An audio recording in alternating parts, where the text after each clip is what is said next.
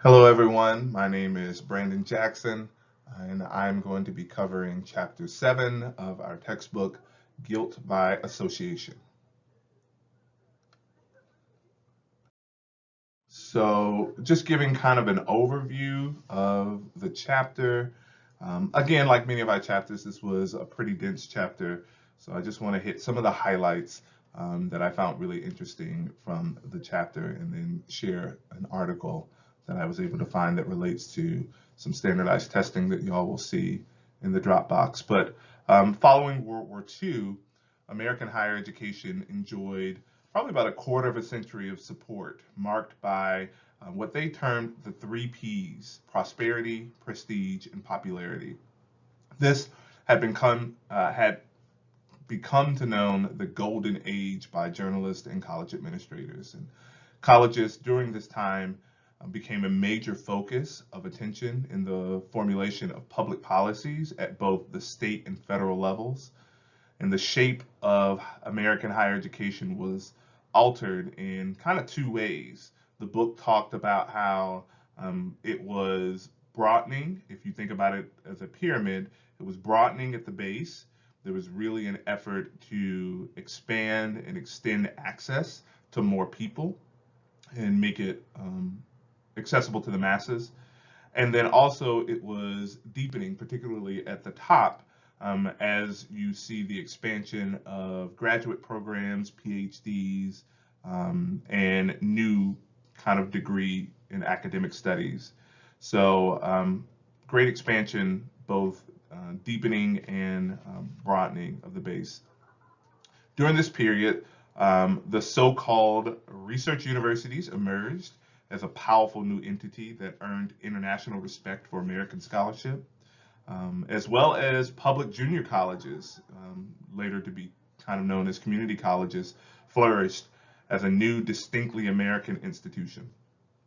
And even for-profit colleges, including vocational institutes and trade schools, emerged during this time. So lots and lots of innovative models for education during this time period.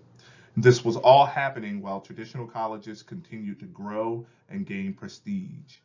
So all of that is not to say that there were not growing pains. There were certainly some challenges that American higher education system faced, particularly as it related to student unrest and student associations. So that's a kind of an overview of the chapter, and I'll go into it in detail.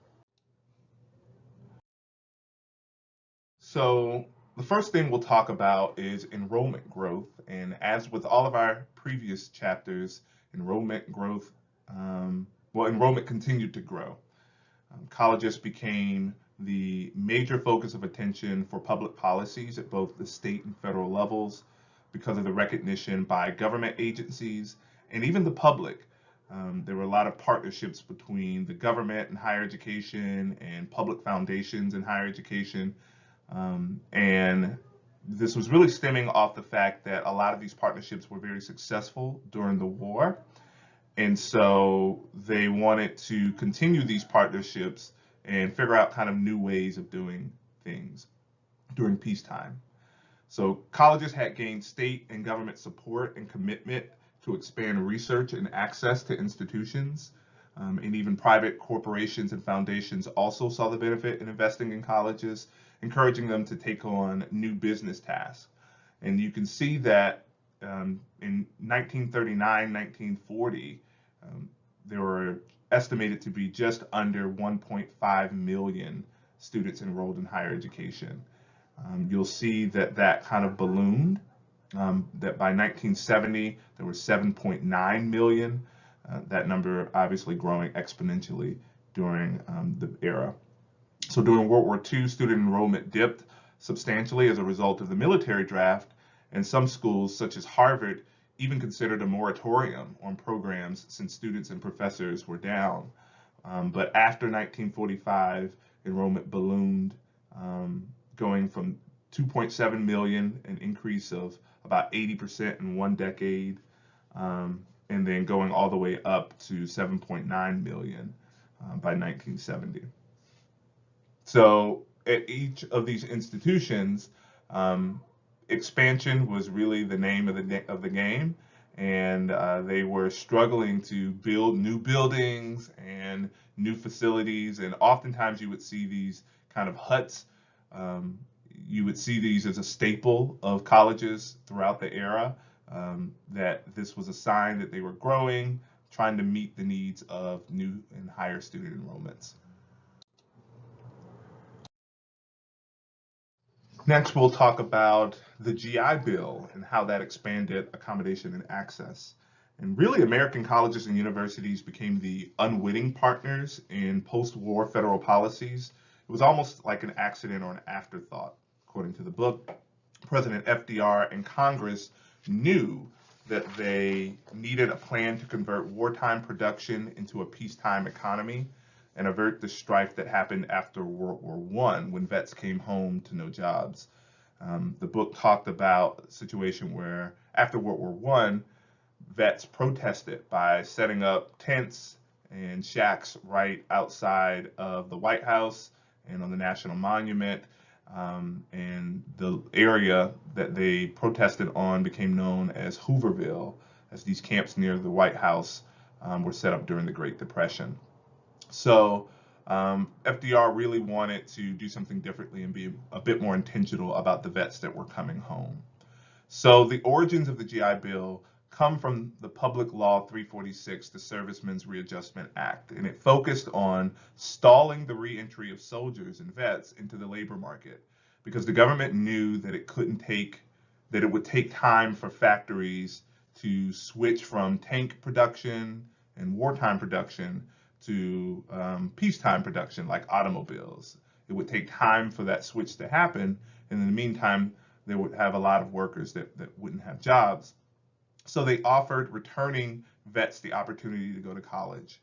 And the original arrangement was you would get 1 year of free education or subsidized education for 90 days of service, and then 1 month for each month of active duty after that, up to 48 months. So you can get up to a 4-year degree that way.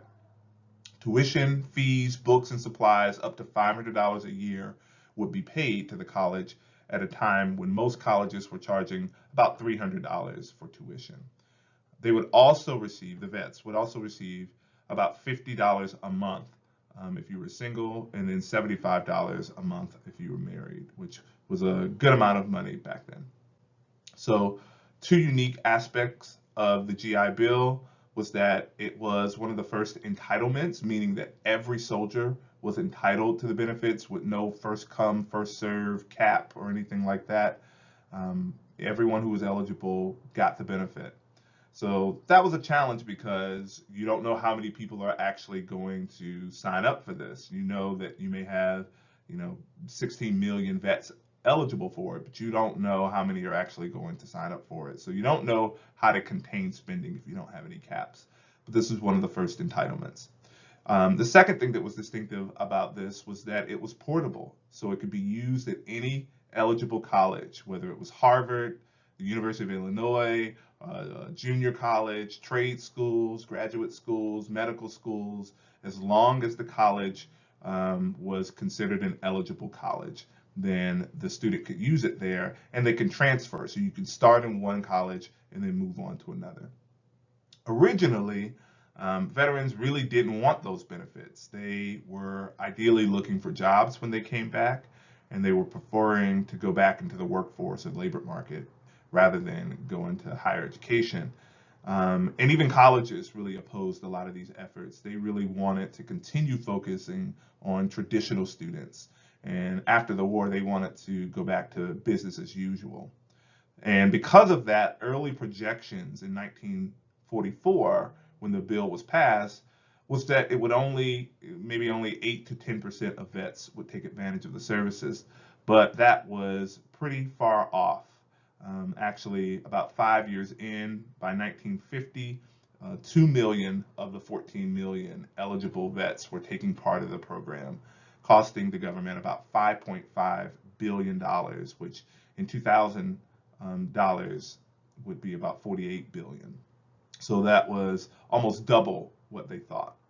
So the net result was that many college enrollments really doubled in size between 1943 and 1946. The one reason it gained in popularity was because colleges started to actively recruit vets, particularly colleges like Harvard started adding programs and services that specifically catered to them. They even flexed more lax admissions policies for vets, emphasizing character, experience, and promise rather than intellectual brilliance. The incoming vets did not have a traditional, or they didn't have a lot of the traditional admissions documents, such as high school transcripts or college prep records. But the applicant pool was so large that colleges began to consider other types of experience, such as military trainings in the time or length in the force, as acceptable prerequisites. And they began to rely on standardized testing for admissions and class placements, which we'll talk about a little later on. Colleges needed more administrators to handle that population growth of the new vets coming in. And they also needed to account for the number of non-traditional students because many of the vets were often married, they were older, and they were a little less impressed with the traditional college life. So they had to hire more staff members to accommodate that. And the government really wanted to make sure that the colleges were not going too far and really turning themselves into diploma mills, because this was kind of a cash cow for higher education in colleges and universities back then. They knew that if they accepted these students, these veteran students, that they would be able to get money directly from the government. So the government didn't want to be in the business of trying to figure out which colleges were reputable and which ones were not. So they began to rely on the regional accreditation boards, such as SACS and WACS and the NCA and so on. The accreditation through those boards was key if they wanted the ability to get federal funding. So you can see colleges really trying to cozy up to these accreditation boards and meet their requirements, because they knew that if they did not meet those standards, that they would not be eligible to receive federal funding. Again, many colleges and universities saw the GI Bill as a financial cash cow to the higher education industry, and in many respects, it was the prelude to other models and policies that would financially prop up the growing field. In reference to the GI Bill, the influx of vets impacted the demographics of colleges, with men taking advantage of the benefit more than women, thus increasing the gender enrollment gap from 60-40, 60% men, 40% women in the early 1940s to 70-30, 70% men, 30% women. Men also took engineering and business fields. They took up a lot of those spaces, pushing women out to other subjects. Racially, Black veterans were still discriminated against, even with their GI benefits. They still may not have been eligible to attend racially segregated schools because the benefits did not require that schools take African American veterans.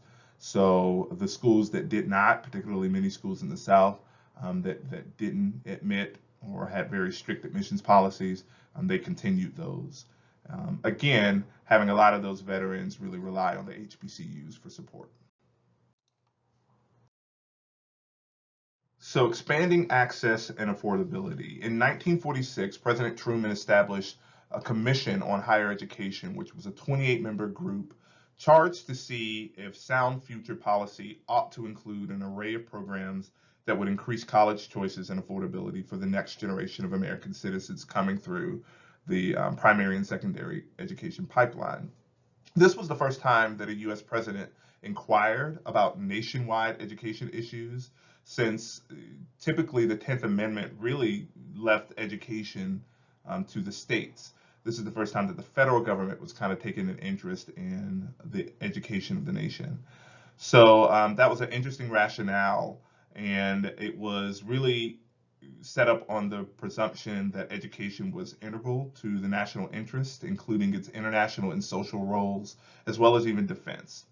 So the Truman Commission report was the result of that commission, that 28-member commission. And the Truman Commission report had determined that the U.S. devoted far too little of its gross national product to post-secondary education and detailed plans for capital investment and taxation to expand higher ed. Now, unlike other federal reports, the Truman Commission report made asserted and direct recommendations that would be the blueprint for subsequent federal policies involving financial aid and the long-term expansion of post-secondary education. The report came at a difficult time, however, for the U.S., with its recommendations being too progressive. There were a couple of concerns that the public really had about the recommendations. One was coming from states, and states might perceive this as a federal overreach, since education was left for the states in the 10th Amendment. Two, there was a lot of racial relations. A lot of schools were concerned about what this would mean with their enrollments and African Americans coming back, being given access or expanded access to education. And there were a lot of regions and areas that questioned whether or not we were ready for that. And then finally, it was a huge investment.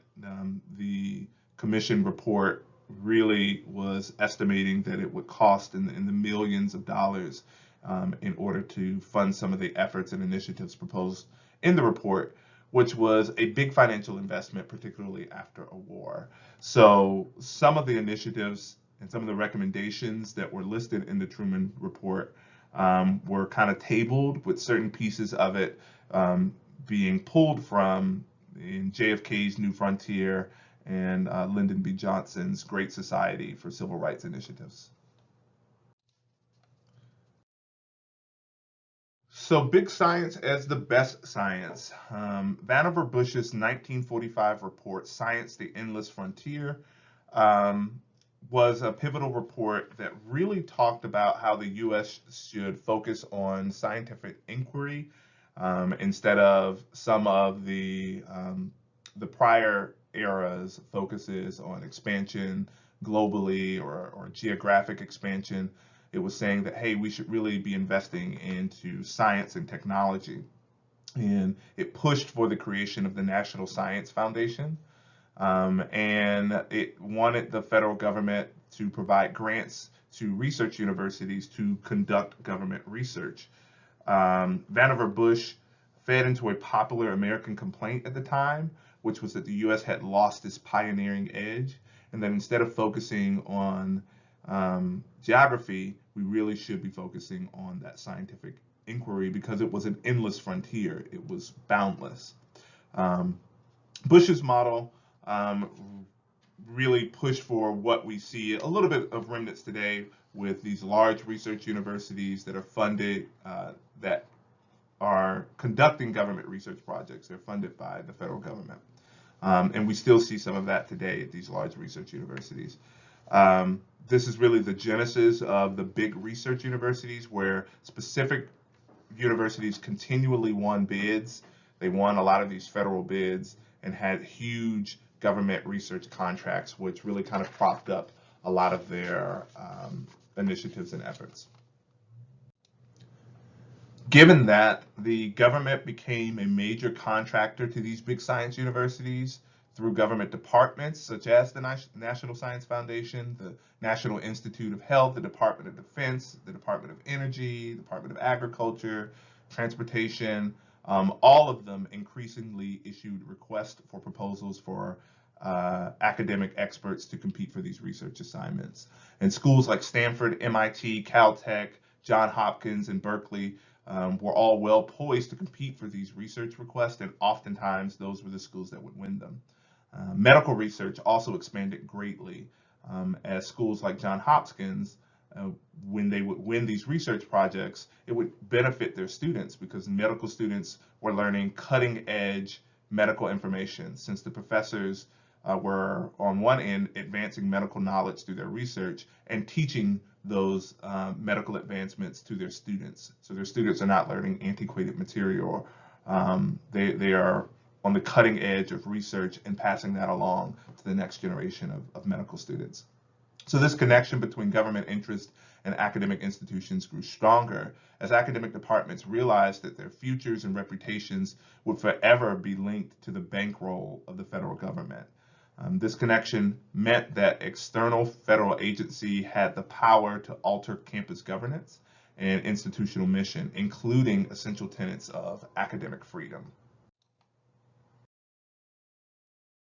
So speaking of academic freedom, um, the partnership between government and higher education was not without its challenges. The federal government's increased involvement with higher ed was problematic to the idea of academic freedom as government funds came into the university. Universities were forced to reckon with whether or not they were obligated to submit to political compliance and whether or not government standards infringed on academic freedoms. So you could see this a lot during the Red Scare period, where Senator McCarthy began pretty much an assault on academics within the academy. He accused a lot of faculty members of national disloyalty and even communism when they expressed displeasure with government actions. Some colleges, such as the University of Nebraska, University of Washington, and UC Berkeley, required faculty members to take an anti-communism loyalty oath and dismissed some faculty members for speaking out against the nation's international policies and war efforts. Within some universities, new staff positions were created, and these staff positions were designated the ability to maintain relationships with government agencies and secure contracts. So many within the academy began to question, well, who was really in charge of these big research science departments? Was it the faculty? Was it the academics? Or were they so beholden to these agency heads? Because that's where a lot of the soft money was coming in from. So despite all the reservations to academic freedom, many colleges really had no choice but to play the game or lose out on the important research funding because their competitors were going to pick up these research grants if they did not. Expansion of PhDs and graduate programs. As the government focused on expanding higher education to the masses and leading on universities for scientific advancements, it became clear that we were heading towards a faculty shortage. Faculty were needed to meet those needs, and the universities just weren't producing enough. So universities began to create more doctoral programs in an effort to churn out more faculty. And you can see, well, the book talked about doctoral degrees increasing from 6,420 in 1950 to nearly 30,000 conferred degrees by 1970. To accommodate the growing demands on faculty time, because faculty members were now busier than ever building these PhD programs, sitting on dissertation committees, they wanted more sabbaticals, they were also doing more government research. Universities began creating and relying on teaching assistants, TAs, in order to do a lot of the work.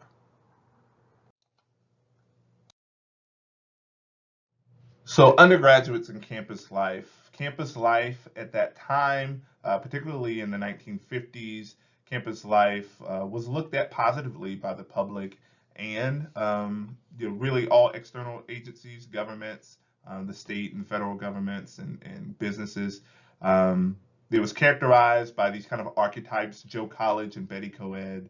The perception of a college student was a young, fresh high school graduate who went to school planning to graduate in 4 years, choosing a major in their junior year, and looking forward to marrying his or her high school sweetheart.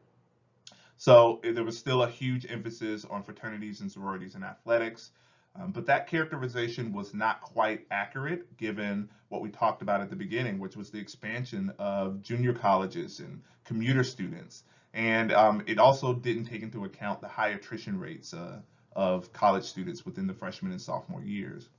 Speaking of junior colleges, enrollment grew exponentially in junior colleges from 168,000 in 1950 to over 2 million in 1970. Junior colleges were critical to the expansion of higher education because many existing universities just didn't have the capacity to handle the uptick in enrollment from the returning vets and the government's expansion of college access through financial aid. So junior colleges became kind of these transfer prep mills, and for many people, it was their final destinations if they were interested in going into the labor market of their community. Um, Junior colleges really did a lot of kind of job and labor market prep for whatever respective region they were in. So they were funded almost like K through 12 schools using local tax dollars. And they were kind of targeted to the residents of that particular community in the same way that a K through 12 school would. Thus, the transition from the designation of junior colleges to community college really happened because they saw that these schools were focusing on the community. Another aspect of campus life was athletic programs, which were growing even more and brought a lot of revenue to campus culture. Colleges struggled, however, to create conduct rules for athletes. At this point, it was pretty readily acknowledged that athletes had special privileges and could get away with things that other groups couldn't because of how important they were to the university, especially at those sports powerhouses. Many colleges were rocked by hazing scandals or systemic cheating from their athletes and other community violations. So it became clear that colleges really couldn't be trusted to regulate their own athletes because they were allowing their athletes to get away with these things. So the NCAA was formed and giving broad regulatory powers to help solve that growing problem. And tracking also expanded during this time. The growth of college applications led to the growth of standardized testing, which helped universities sort through all of their applicants and place them into their respective courses. The College Entrance Examination Board, SEB, created the SAT test, which was originally only used by some of the prestigious schools in the Northeast, but during this time where enrollments were growing, it became more popular and spread nationwide. The test competed against the ACT, which was created at the University of Iowa, and the use of which test really is determined by region. So you can see a map where you can see where the red states were the areas that use the ACT, and the blue areas and states were the ones that use the SAT. Criticisms of standardized testing was there almost immediately, with many people arguing that it disproportionately impacted the poor. Some defended the test, citing that the test did not impact the poor. Life is unfair to the poor, and the test is merely a measurement of these results, which was a callous response for sure. But evidence was mounting that proper test prep and exposure to the test could influence test performance, so that it wasn't actually just a proper aptitude test. That really, the more you spent time with it, the more you were prepped for it, you were able to actually do better on the exam. Racial segregation was still a big thing as well. After World War II, there were 17 states that still had legally segregated public education systems. Racial integration at these states were marginal at best. Some universities voluntarily integrated before the Brown v. Board education case, but many did it afterwards, and they were plagued with violent student protests and even gubernatorial opposition, especially from like the University of Alabama, University of Georgia, and University of Mississippi, where those states' governors opposed segregation. Desegregation efforts of the 1960s were considered to be half-hearted and based in token compliance. At many institutions, Black students were still segregated. Even when they were allowed in, they were segregated in the dormitories, the dining halls, athletic programs, theater productions, and most aspects of campus life. So because of this, HBCUs continue to be the largest source of Black student bachelor's degrees between 1945 and 1970. College students at HBCUs became important agents in the civil rights movement as their communities as they protested oftentimes in their communities. So as they would go out to local diners and businesses where they felt like they were not welcome, they would set up actions against those, and it would garner a lot of attention. HBCUs were often not considered for those research grants that we talked about earlier, and it left them out of the big funding push in higher education that was discussed.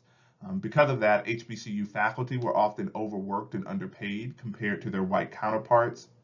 HBCU campus life started to mimic predominantly white college campus life, with an emphasis on athletics and Greek life really kind of taking center stage. And once the more prestigious white colleges started to accept more black students as desegregation spread, talented enrollment at HBCUs also suffered. Kind of came to a head with what many consider an academic revolution.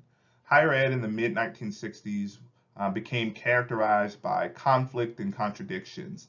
There were a lot of different models of educational institutions, which was both a boon and a bane, as students and faculty and the public were able to find lots of criticisms through these comparisons. For example, you had small classes at these small liberal arts colleges.